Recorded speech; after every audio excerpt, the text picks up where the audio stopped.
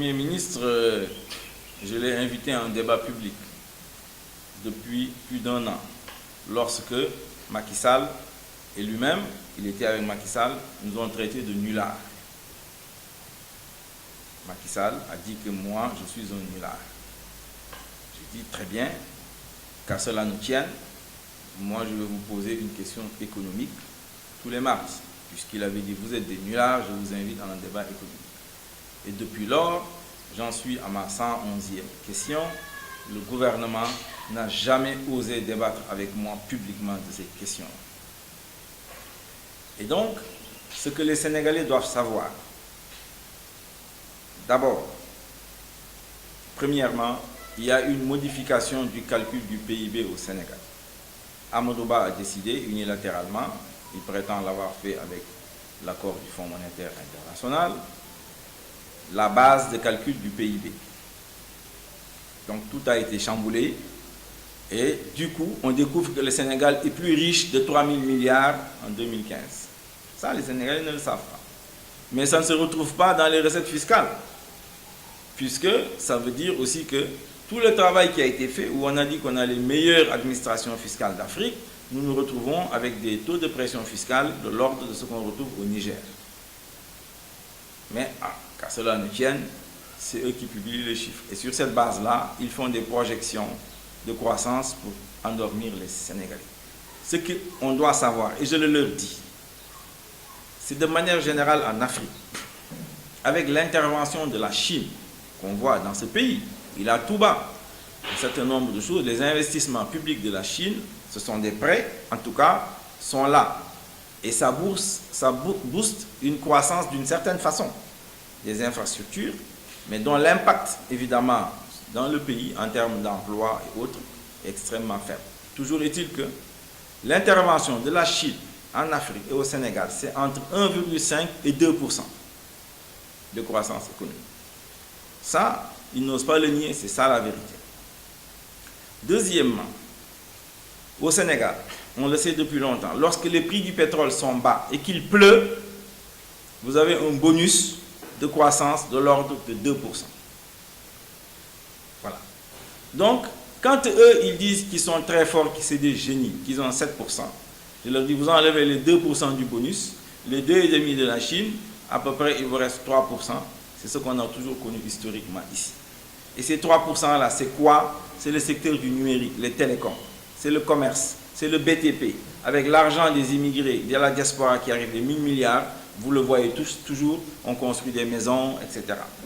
Et donc, on tourne en rond. Il n'y a pas d'emploi. Il n'y a pas de perspective, vous le savez, emploi qualifié ou non qualifié. Donc, les jeunes prennent les pirogues. Et c'est cette spirale-là qu'il faut rompre aujourd'hui. Et j'en suis capable. Je connais mieux l'économie sénégalaise que Macky Sall. C'est clair. Je peux être 1000 fois son professeur. Mohamed Dionne, peut-être 10 fois. Pas 1000, mais 10 fois. C'est ça la réalité. Ils ne peuvent pas le nier. Et donc, je dis aux Sénégalais, faites-moi confiance pour qu'ensemble, nous puissions lancer l'industrialisation de ce pays et changer radicalement le contenu de la croissance de ce pays, parce que les moteurs de la croissance vont changer. Mais depuis le temps que le PSE est aujourd'hui vanté, il y a 1 milliard d'ailleurs donné à la RTS pour faire la propagande pour le PSE. Dans le vécu des Sénégalais, c'est ça qu'il faut voir.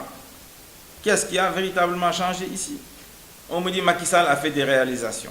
Oui, si vous empruntez aux Turcs, aux Chinois, vous allez faire des réalisations. Mais même un ordinateur bien programmé à la présidence de la République, on n'a pas besoin de président pour ça. Il peut faire des réalisations. S'il donne l'ordre, j'ai un accord avec la Chine pour faire Ila Touba, pour faire le Dakar Arena ou la Turquie, mais l'administration sénégalaise est capable d'exécuter ce marché-là. Donc, faire des réalisations, comme on dit, ça, c'est pas travailler, c'est pas savoir travailler. En plus, l'indicateur fondamental dans notre pays, où la monnaie est gérée par la BCEAO, et donc il n'y a pas beaucoup d'inflation, ce sont les arriérés intérieurs. Ce que les Sénégalais appellent la dette intérieure. Mais en fait, ce sont des arriérés intérieurs. L'État, après service fait des entreprises, ne paye pas les PME, les PMI, les centres de santé, c'est ça la réalité sénégalaise. Et aujourd'hui, les estimations tournent autour de 1000 milliards.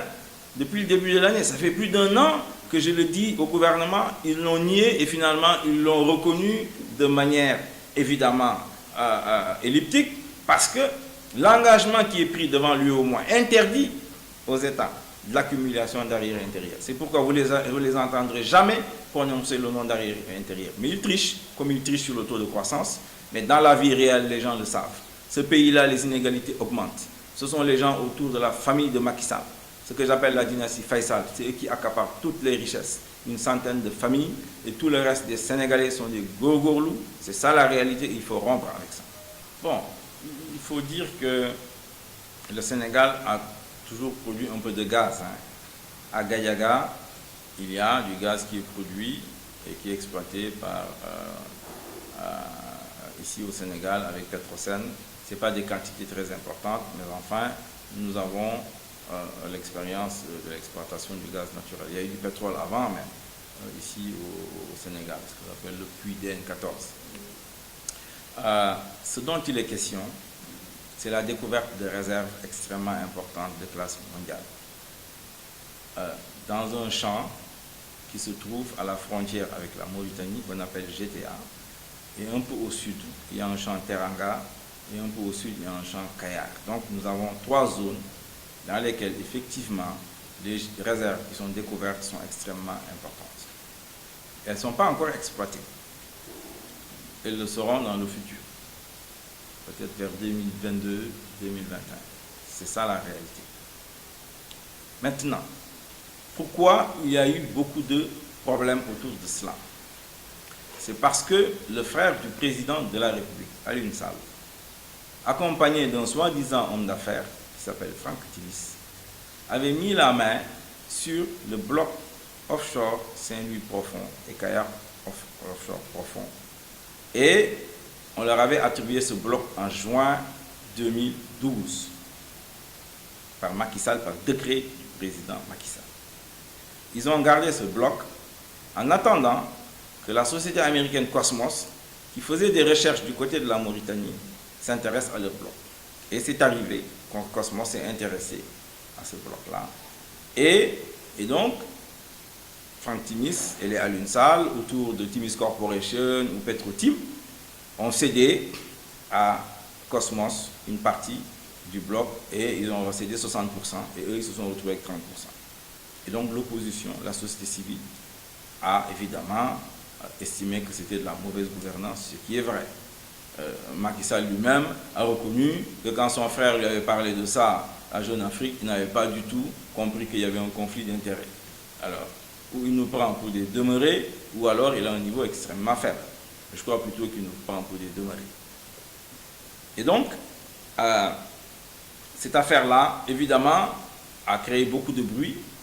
À mon avis, cela a fait qu'aujourd'hui, dans le dernier, les dernières négociations pour pouvoir aller à l'exploitation, où Cosmos a fait rentrer BP, qui est un major de la Grande-Bretagne, le Sénégal a négocié en position de faiblesse vis-à-vis de la Mauritanie. Et cela nous a fait perdre beaucoup d'argent. C'est ça la réalité des centaines de milliards. Et cela, c'est la faute uniquement à Macky Sall et à son gouvernement. C'est la réalité. Et vous le savez, Abdoul Mbaye, qui était Premier ministre à l'époque, a dit qu'il a été berné. On lui a fait de faux rapports de présentation, qu'il accepte effectivement que ce décret soit donné à Petrotim et Timis Corporation. C'est ça l'affaire. Maintenant, à partir du moment où on a découvert les autres blocs qui étaient en souffrance, nous avons proposé qu'il y ait effectivement que le Sénégal puisse geler l'octroi des blocs pour revoir les conditions du code pétrolier, qui était évidemment favorable parce que c'est un code février qui date de 1998. Favorable, je veux dire, aux investisseurs étrangers. Macky Sall n'en a cure, il fait qu'à sa tête, et malgré le fait qu'il ait fait voter une constitution où il est marqué que les ressources appartiennent au peuple, il se comporte comme si les ressources appartiennent à l'État, et l'État c'est lui, et c'est lui qui décide, avec son ministre de l'énergie et son premier ministre, ils prennent des décrets, ils attribuent les blocs aux uns et aux autres. Et en particulier, ils ont attribué un bloc Rufisque Offshore Profond, qui est au sud de Kayar. Tout le monde sait que donc, maintenant, on interprétera mieux les données géologiques et que certainement, on trouvera au sud de Kayar, certainement du gaz ou du pétrole. Maintenant, il y a également vers Joal, du pétrole qui a été découvert par une société américaine, anglaise qui s'appelle Ken Energy. Là également, l'exploitation, je pense, devrait commencer vers le 2020. Mais ça, c'est du pétrole, ce n'est pas du gaz. Alors, mais toutes les négociations aujourd'hui se font maintenant, les accords. Donc, ce que le Sénégal doit gagner demain en termes de recettes, ce que l'économie sénégalaise doit obtenir en termes de contenu local ou d'emploi, tout cela est négocié dès maintenant. Et c'est pourquoi il doit y avoir un débat sur la politique pétrolière. La politique pétrolière, c'est 4 choses. Il faut que le peuple le comprenne. C'est la fiscalité, il y en a beaucoup qui en parlent, parce qu'il y en a beaucoup qui sont spécialisés de fiscalité au Sénégal. Et le partage des revenus, comment on va partager les revenus? Mais il n'y a pas que ça, il y a une politique industrielle derrière, il y a la politique environnementale, et il y a la politique des ressources humaines.